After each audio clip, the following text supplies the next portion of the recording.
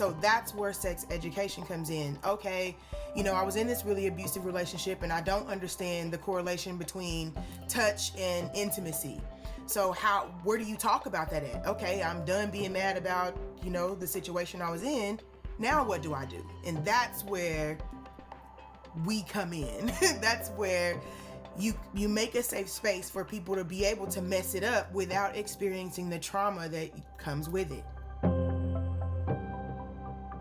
Welcome to Jamie's Giving Consent. The goal of this show is to introduce you to the people and ideas behind sex positivity and consent culture, empowering you with the tools to disrupt toxic patterns and pursue healthy desires. Today, I'm joined by a certified sex educator, author of Headhunters Guide, 5 Tricks You Can Add to Your Bag Today, who's out of Spencer, Oklahoma. She's the owner and founder of Expression Over Repression, a company built around sexual expression and knowledge. Since 2015, she's taught curriculum centered around sexual confidence, practical skills, knowledge and pleasure, and to a predominantly Black audience. Expression Over Repression was founded to create a safe space for Black Americans to explore pleasure without societal inhibitions. Please welcome Catasha Gordon. Thank you for joining me. Thanks for having me. I felt so important reading that. I did do all that. It's true. Sometimes we don't realize. Right. I wanted to start with just I read your book, and I wanted to start with just the opening line from that book. And it goes, "This damaged sexual existence the global population has silently adopted stinks. Why are there so many limitations on pleasure?" How much more of your sexuality could you have enjoyed if you'd mastered the concept of pleasure first? So I want to start there. What does pleasure first education mean? So pleasure first actually gives you the option of learning pleasure without trauma. So if you can learn your body, right now we have to go through so much and pick through the parts that we like. So we may have realized that we liked having our ears blown in, but that may have happened because of a dirtbag who used to beat us up and blah, blah, blah. And so now that's the only way that we were able to figure that out, if we leave it up to those types of situations to find out what we like. So if we take the time to build the pathways to make pleasure the beginning of sex ed, or at least some part of sex ed, we would be able to build the foundation where people wouldn't feel so trashy about the things that they like and, the things that people like to do. Well, with that in mind, a lot of people come to this culture because they've had trauma. So how do you get people to pleasure first when they're already holding some of that trauma? So that's where the separation of sex therapy and sex education comes in. So a lot of times sex educators work in conjunction with sex therapists so that you can tackle the blocks that are causing you to have whatever you have going on, but it also gives you a healthy space to practice it once you get past that block.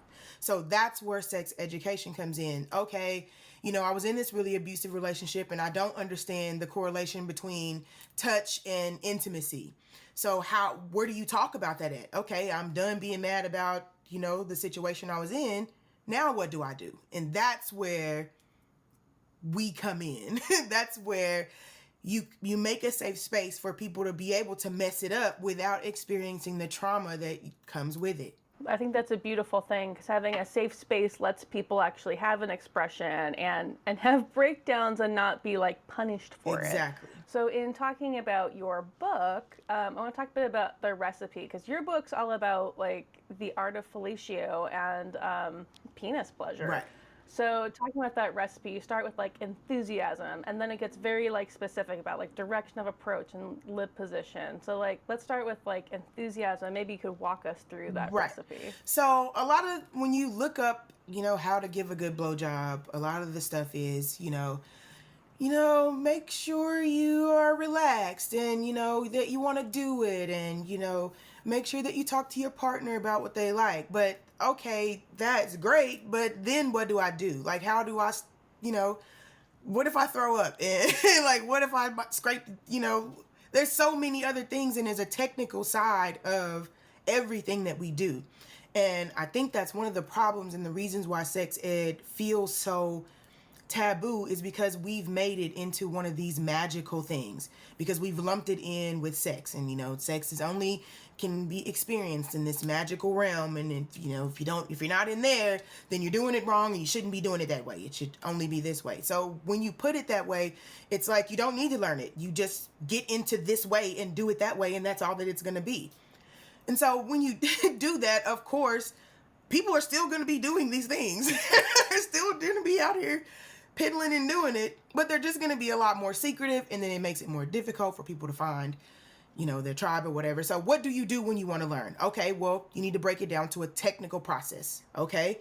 Yes, enthusiasm is important because nobody wants lazy head. It's, I'll pass. 0 out of 0, 0 out of 10, do not recommend. So, but to be confident, to have enthusiasm means that you need to be confident in what you're about to do.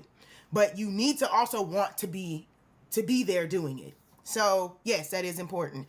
But there's hand positioning. There's different types of grips. There's different places and, areas that you could be stimulating at different times. And there's all these things. And what'll usually happen is that you'll get to one of those things, like say people who have issues with deep throating.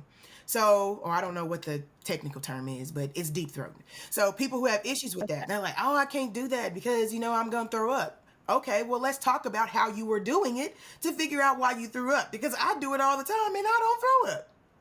So maybe if we just look at the process and take it out of this magical thing that some people are just supposed to know how to do and some people don't, then maybe we can move more people into feeling confident about, stretching the limits of that bubble. Hopefully. At least that's the goal. I like what you're saying there about, like, you don't have access to the information, so you don't know how to do it. Right. And then you're carrying shame and this idea that I'm supposed to know how to do it. Right. And then when you inevitably try and you fail, right, and it's just like, well, I guess I'm not one of those special people who just get to know how to do that.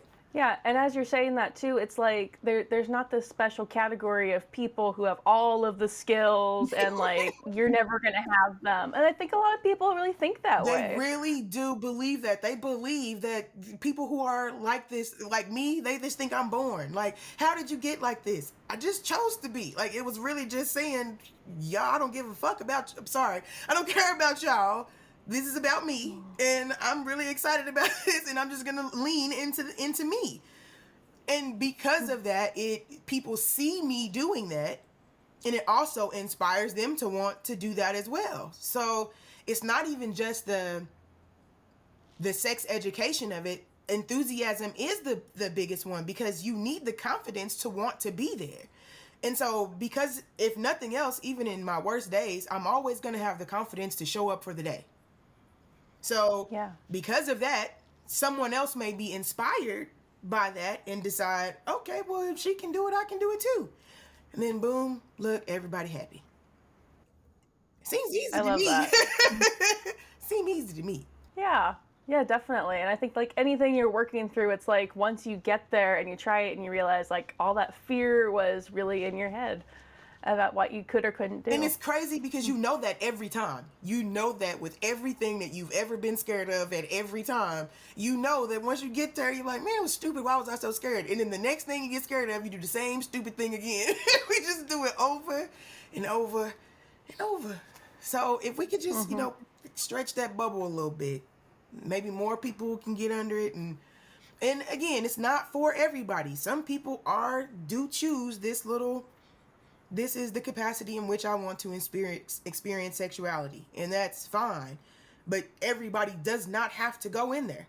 There's lots of other domes and lots of other bubbles. So, but when you break it down to it being a process, it doesn't seem inaccessible.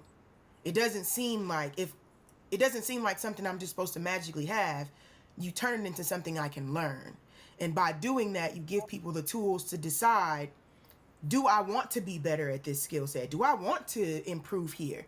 And I have the tools, I can see them and I can use them and put them into practice right now and see, okay, he do like this grip better than this grip. Or he does like a little bit less saliva. Or, whoever, whoever it is, whoever the penis holder is, you have to make sure that you are learning bodies. And that's what we're missing. We're missing the art of learning bodies, because we only are taking the sexual stuff that we know and experienced into the bedroom. That's the only collection of things we have. We're leaving that to such a small percentage of pleasure, just the things that you've only been able to experience, when there, you know, all of these things are out there. So it is a goal of mine to make it where people can understand it's a process. It's just a process. Yeah, I love that. And as you're talking about that, learning body is what we're doing here. So when you get into like a sexual space, I think a lot of us do this where we're like, well, I tried this once with another partner, so this will work on every partner I ever have. And then you try it and you're like, I don't understand my ex like this. And there's just like, what's wrong with you? It Right. worked before, it doesn't work with you. So, how do you actually walk people through like letting go of that and Well, I exploring mean, this if new? you listen to, I just tell them to say it again and listen to what you're saying. Just Yeah. listen to it. So if that is the case, right? Because that's never the case in anything ever. It's just that you have decided that that's all the knowledge that you will put into your sex education. Just what I fall into is all that I'm going to invest into my sexual health. And it's lazy. It's lazy. So if you are going to do that, you are going to have an unfulfilled sex life if you are suppressing and choosing to be lazy and to choose to say, well, these are all the things I know and it worked on one person, so this is all that everybody's going to get. Okay. So, and when we in the group chat discussing it later, do not be upset. I'm just saying. So and it's really no reason to be the person in the group chat. There's no reason. You can be educated and not show up in the group chat. So, Yeah, I love it. And I think this is a big part of like sex education. And I want to talk about you being a sex educator in a space where like literally owning pornography in Oklahoma is what do you say, a felony in your book. So yeah. what's it like being a sex educator in that kind of environment? Gosh, it's very, very difficult. It's difficult because, anytime you talk about sex, it's, you got to protect the children. We got to protect the children. But you know that it's fake protect the children. It's just what you're supposed to say when you want me to shut up about sex. And so there have been times where people have tried to like bring me into spaces. I was trying to set up a program for people who were fostering out of the system, young adults who are fostering out of the system, because where are they going to learn sex education and who is even going to take the time to teach them, right? So that's a whole population of people that we know exist, that we know are receiving no kind of sex education. So, and it's been at every turn. So it's a personal walk. Like I have to go out and find them and meet the people, and I just have to keep trudging through, and it's not even just Oklahoma. It's an attack all out, but it's so lazy. We're so lazy. It's disgusting because we know where the problems are, but it's just like when they admitted that they weren't pursuing the people with the large amounts of money that may have tax fraud because it was too expensive. So they just go after a bunch of lower level people. So you squash a bunch of lower level things instead of actually addressing the issue that can make the most impact. And that's the thing that we're having to fight against, is that, Oklahoma has a terrible incarceration rate. We house more women than any other state in the country here. Oklahoma also has one of the most deadly police forces in the nation, and we are constantly finding reasons to give them more money for them to kill us. And so it's not even just sex. How do you even make people concerned about their sexual health? That's the biggest problem here. Being Black means that you have to choose your struggle. You got to choose what you're going to worry about today. Ooh, is it gonna be dinner? Is it gonna be these back teeth? You really have to decide. And we work and live in an environment that intentionally makes it more difficult for people to survive, and then laughs at them when they fail. And we know that we do that. We know that when we make people sign up for disability that they have to go multiple times. This is something that's just known. If you go for your VA benefits, these are people who are supposed to be the elite of our people, right? We know that they have to apply multiple times to be able to get their benefits. And we know that we're making those processes intentionally difficult for them to survive. And then we're like, why is no one surviving? And it's just so lazy. I'm so tired of people being lazy. Everything is so lazy. Yeah. And what you said there, you were talking about like young people who are in the foster system not receiving any sex education. And on top of sex education, I think consent work is a big part of that too. Like teaching people to like seek pleasure you actually want and get away from things that are over the top. Right. So like, where does that fit in like the holistic view of like you have a young person who's been in the foster system, they're already disadvantaged when it comes to like social like where they are socially, and Right. why is sex education something that's so super important? So sex education is important because sex education teaches body autonomy. There's really nowhere else that teaches body autonomy. And so you're sending a population of people who have never owned anything, not even themselves, out with something that other people are going to value. And they have not learned that this thing is valuable yet. They have never had the opportunity to grow in value or be important to themselves or even to the system. I was in that system. I was fortunate enough to get out, but I was in that system. I know what it looks like on the inside, and it's not pretty. And we know that we're doing that to those people. And they get like 6 months or something after they age out and go into like, we're not providing the care they need. And we know that we're not, because we're too busy demonizing sex work to save the children. Because that's what we do. We know that everything in the world has a bad component in it. But instead of addressing the bad component, we damage the people that need it because we haven't figured out how to fix the component. And the only way that you can bypass that is if you have money. It's true. Speaking of saving the children, what I find interesting about that is like sex education is something young people need. And I'm talking about like even young kids knowing, like you're talking about body autonomy, like, and feeling like this body belongs to me and I can choose what touch I want. So it's interesting that Save the Children ends up being the fighting stance when it's like, but they need this too. Right. Because there is no component that sex education is okay. I am married, okay? I have no children outside of my relationship with my husband. I am married. I am happy. I love my husband. You think them women still don't call me a skank for talking about sex? Like, there is no component of sex ed that it's okay. There is, even in that bubble, even if they know that I'm in that bubble. So I should be okay, right? I'm the person that should be able to talk about sex ed. I'm not. No one is. No one is supposed to be able to talk about it. So that's the thing. There is no safe spaces. They will make it to where there's no safe spaces because they don't want to talk about it. They just don't want to. They don't want you. And a part of that is like, that the withholding this information is causing victims. You know that at a very, very high rate. At a very, very high rate, you know that. And still you don't want to do anything about it. Like, it just seems lazy.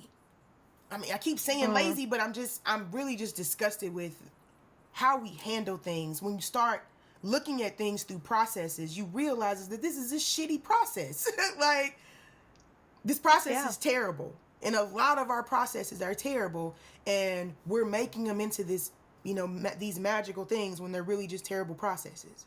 Yeah, and it makes me think too of like, we just have this power structure that happens to not work for everybody. And if it's working for you, you go, well, there's nothing wrong with it. So we'll just keep it the same. We were just talking about that the other day. This is so random, but I seen a clip online of a young guy, baseball player. I don't watch baseball. I don't know anything about it. I really only watch sports so that I can use it against my husband and get him all hot later. So I literally just hang around in sports talk and then come to my husband and be like, did you see what they said about Westbrook? That is so funny that you But anyway, I saw this video of this kid, and I don't know what's happening, but I guess he had hit the ball. I don't know if he hit it all the way or whatever, but he flipped the bat and it was taking him a long time to get around. And in the comments section, like me, I don't know anything about baseball. In the comments section, there's all of these adult men talking about breaking his ribs with a baseball because he's being arrogant, right? And I'm just like, what? Like, you would rather injure him than be better. Like, you're fine with the system so much that you would rather injure someone who doesn't adhere to your moral code because you think because apparently he was celebrating. He said it took him too long to get from, it wasn't the bat flip, apparently. It was how long it took him to get from first base to say, and they were hot. So many scores of people like, that's not good sportsmanship. That's not what you do. You just, the next pitch up, you just got to go for his head. You got to go for his ribs. And I'm like, I would just think that I would make the team lose. Like, me and my friends would get together and we would ensure that nobody else got a hit. That's what I would think. But people who benefit from the system don't want you changing it. They don't want you touching it. They don't want you even when you talk about pronouns, it's insane to me because including someone's pronouns really is just a gesture, right? It doesn't make you uncomfortable. You don't have to go and write a think piece on why they don't need it. It's someone asking you. It's not even someone asking you to call them what they are. It's not to call them what they aren't. Don't call me what I'm not, right? And just for you to give someone that kindness, you got to write a think piece about who and when you need to be using pronouns. And like, we will jump over hurdles to be mean. We will, again, because everybody is just so punched and repressed, and the people in the bubble think they're better than the people outside of the bubble. The people who are not even in the bubble, but they really want to get in the bubble, are still punching at people outside the bubble. Like, it's crazy. When you can just visit, there's so many bubbles. You don't even have to go in that bubble. There's a bubble over here, there's a bubble over. You can go over here for 2 years. You can go to this bubble for a week and a half. You don't even have to say, like, there's no reason that bubble is not that grand. Like, these other bubbles are kind of popping too. You should just go check them out.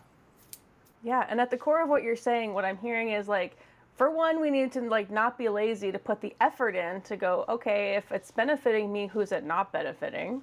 And then compassion. You have to start caring about the fact that other people need services or help or education that was provided for you because of where you're at in life or what family you were born into. People all the time ask me, why would you need that? Like, so I've been doing this since 2015. And, I've probably been the topic of, I don't know how many conversations of like, why would somebody do that? That sounds like a scam, that this and that. And that's fine. Those people are allowed to believe that. But in the midst of that, there are people that I'm actually helping.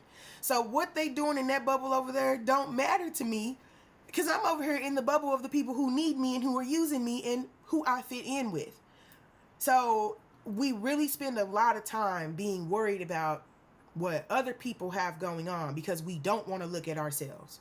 We don't want to, just like you see all those congressmen, all the anti-gay congressmen that come out with, they got to resign because they done this and they got caught in the hotel doing this. And like, you are so loud. Why are you so loud when you know you are participating in this behavior? But it's because you feel that behavior is wrong, but you still are compelled to do it. But you think that something's wrong with you. Do you think that something's wrong with the other person as well? Because they're living in their truth. People are out here living in their truths. And you don't believe that that you can do that. You don't believe that you can have that. And I want you to know that you can. You can have that. It just takes you ignoring the people who don't want you. I love that. Yeah. Yeah. Well, on that topic, let's talk a little bit about what it means. What is Black sex positivity versus what sex positive has been? And I think I can fill in a little bit of that as saying, like, there's a lot of people who've been left out of the conversation when it comes to sex positivity. Like you mentioned, pronouns, like the queer community was left out for a long time. Hmm. How has the Black community been left out, and what are you doing about it? So the Black community has a unique disposition because we've been left out of all of it. So Yeah. the whole movement of this, we were not there. We did not get to participate in. We could not. At the same time that people were fighting, during the summer of love and all that, that was the same summer of civil rights. So we weren't there. We had to choose. And we chose our lives over our sexuality. And so until we don't have to do that, I mean, centering your sexual health as a Black woman, we can't even get regular health. So I can't even get regular health. And now you want me to worry about what my coochie doing? And so that's what it's like teaching Black sexuality, is telling people nothing's really wrong with you, but you should know what your body is doing. You can know more about yourself. There's nothing wrong with knowing more about there's nothing wrong with improving your sexual skill set. And improving your sexual skill set does not inherently mean that you did it with a lot of people. What if I just studied real hard? So it's about switching your mind about what's available to you and what you can access and what you deserve. You don't have to learn sex ed because something's wrong with you, but you can learn sex ed because you want to learn more about sex. Yeah, I love that. It's reclaiming something from being left out of the conversation and being in survival mode to actually thriving and asking those questions about like this bigger empowerment. Right. It is definitely that.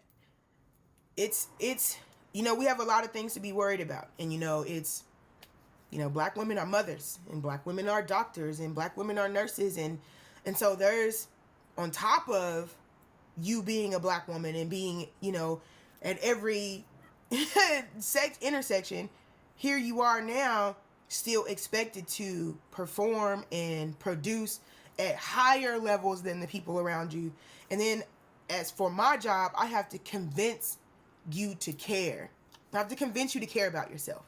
And that's really difficult to do when you're telling me about, how the police keep pulling you over and your children, and, it's difficult, but it is still important. And it doesn't have to be a whole transformation. You don't have to go away for a week into a camp. You can really just spend a little bit more time learning about your sex and learning about your body and what it does and how it processes pleasure. I love that. So I just want to highlight, you're in a space that's very sex negative. You're in a space that's very Black negative. And you've chosen this career that's like super difficult. You're pushing a boulder up a hill, like to I give it totally like am. women. Like, girl, when I tell you Yeah, pushing. like why would you go towards sex education? Because I can, I can do it, and because I honestly believe that some people are built for things and some people are not. And I believe that I'm built for this. Because most of it is just me being, right? Most of it is me being, and then the rest of it is me telling you that I'm gonna be, like, and that you can be too. You can also be. You see me being, I'm not better than you. You can also be. And so the most of what I do, and especially I don't know how this works in other communities, but I know in the Black community especially, people need to trust you, and they need to believe that you are who you say you are. And so me actually already being like this, and people being able to trace that back to the beginning of my life, it has afforded me the opportunity to have access to a lot of people's secrets. And people need places to dump those things. And they need safe spaces to dump those things. They need safe spaces to talk about, I actually like being burned with wax. Or, hey, I actually like watching my partner have sex with someone else. Is something wrong with me? There needs to be a place for that. And, you might as well be me.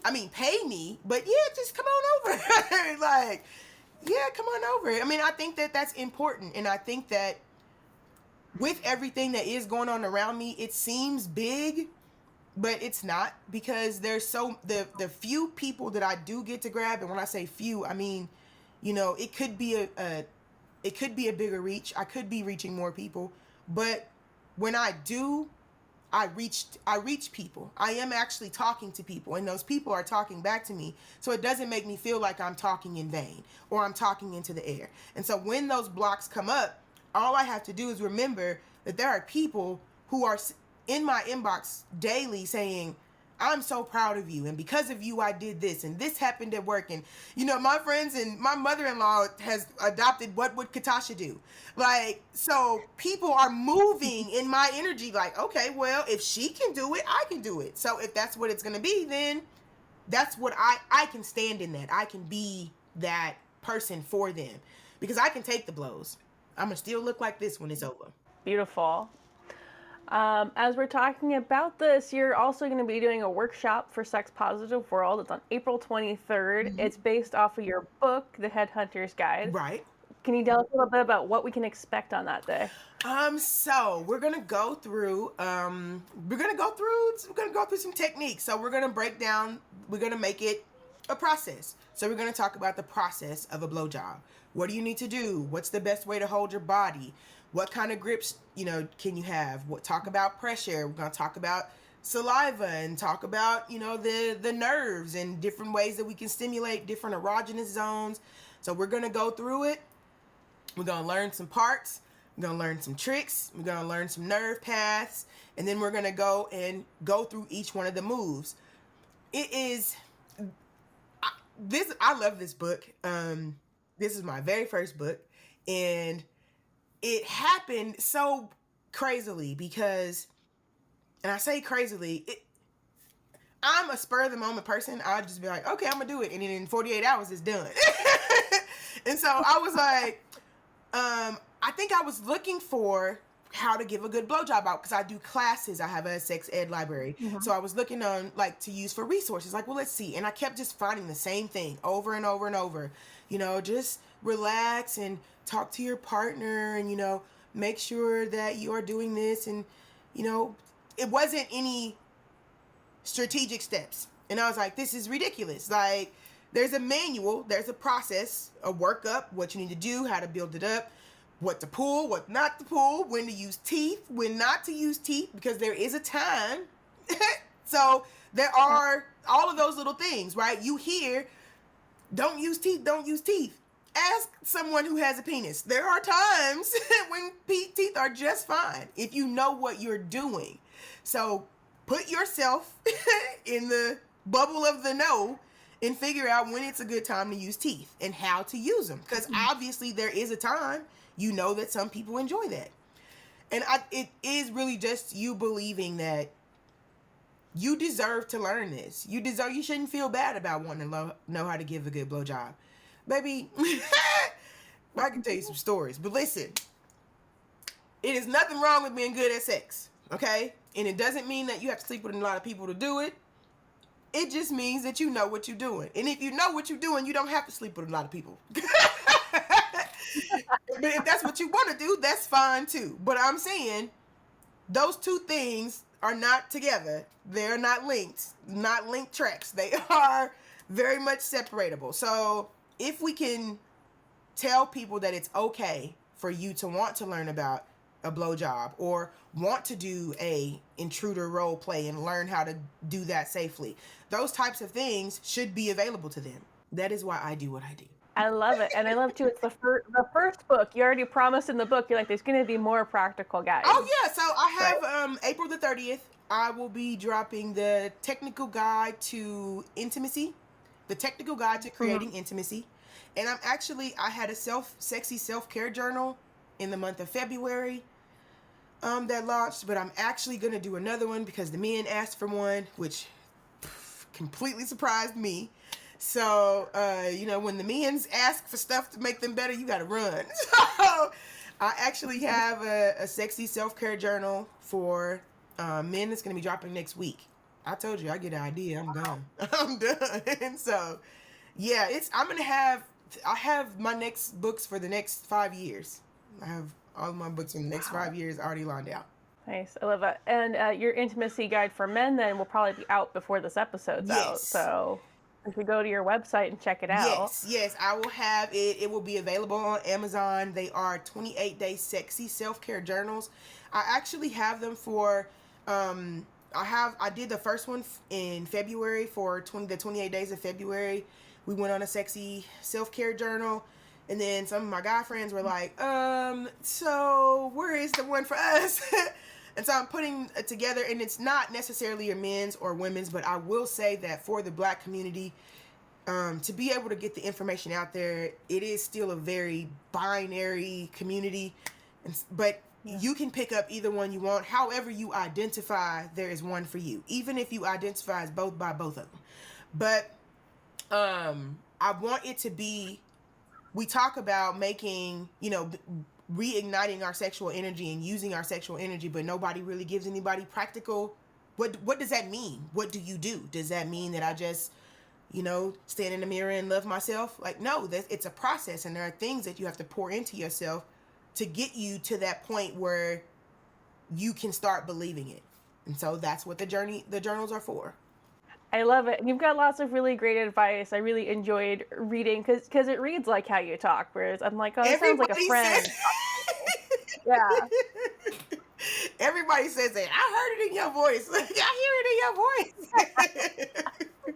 Well, I did want to keep it, so I did all my editing, which if you follow me on any social networks, I'm trash at that. Oh gosh, because I'm always doing everything so fast. So I just know that the predict text is going to hold me, and I just fall for it every time. So for the content that I do put out, I do want it to feel like you're talking to me.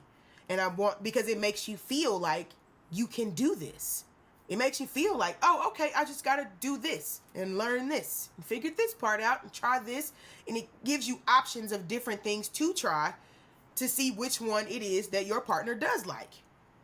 That's how you grow your sexual knowledge. It's not necessarily taking the one thing it's being able to go through the different erogenous zones, being able to put the pieces together and for your partner, your particular partner at the time, and being able to make sure that you're giving as much pleasure as you're receiving. Excellent. Before I ask my last question, where can people find you if they want to find out more? You can find me at Expression Over Repression. That is my website. I am the owner and the founder. And it is a sexy space. It is a safe space for Black kink. It is a safe space for all types of Black kink.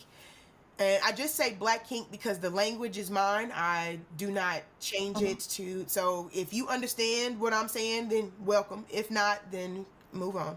But it is a safe space to be able to talk about things that we understand, and to make a space for you to hash out those different types of feelings about the things that you feel weird about, and being in the company of other people who have also said, I like these things and I'm fine, and I like these things and I'm fine. So it gives you a community to be around people to start to shed those onion skins to come into your best sexual self. So, Expression Over Repression. You can find me on Facebook at Coach Catasha. You can pretty much find me on anything at Coach Catasha. There's not very many Catashas out there. But yes, I'm on pretty much everything. LinkedIn. You can find me on FetLife at Coach Catasha. Wherever y'all at, I'm at. Excellent. I love it. My last question for you is, for anybody who's watching this or listening to this, what's something like a practical piece of advice they could actually implement into their sex life today? Like, what's something they could really do? A practical piece of advice. Don't think that it needs to be a certain type of way to be sexy. If you and your partner are weird and goofy, then your sex life can be weird and goofy. You don't have to move in one type of sexual energy all the time. So if you need to pretend to be someone else, if you need to pretend to be, Jasmine Banks, because sometimes I pretend to be Jasmine Banks. If you need to do that to be able to get yourself in the space to initiate sex, then do that. There's nothing wrong with channeling sexual energy from other people and having different types of sex. You deserve it. You are not weird. There's nothing wrong with you. And if other people were honest about the things that they like, you'd have a lot more friends. A lot more. Well, thank you so much for being on the show. Thank you for that advice. I love that. Go check out Catasha at Expression Over Repression. And until next time, love you more. Thanks for watching. I think this was one of my favorite episodes so far. I really loved what Catasha had to say about personal empowerment and just like getting over the internal stuff and getting real world skills. It's something that really resonated with me, and she's just so authentic and beautiful, and I hope to see you all at her class that is going to be hosted on Sex Positive World. So please visit sexpositiveworld.org/events to get your ticket. There will be a recording, so if you can't make it on the day of the event, you'll have an opportunity to watch it as well. Check out her website. And hey, if you want to support this channel and the work that I do have a Patreon page. If you go to Patreon and look for Jamie's Given Consent, or look at the show notes of this show, would really appreciate it. There's a shitload of content on there. I'm producing videos every single day for part of a 6-week challenge, as I am working through the kind of content I want to put on this channel. So if I'm resonating with you, it's just $1 a month. I mean, you could buy more if you want. I'd really appreciate it. But you can just jump on there and support me, and I would just really appreciate it. As always, like and subscribe, hit the bell if you want to see this. We're here every other week. Until next time, love you more.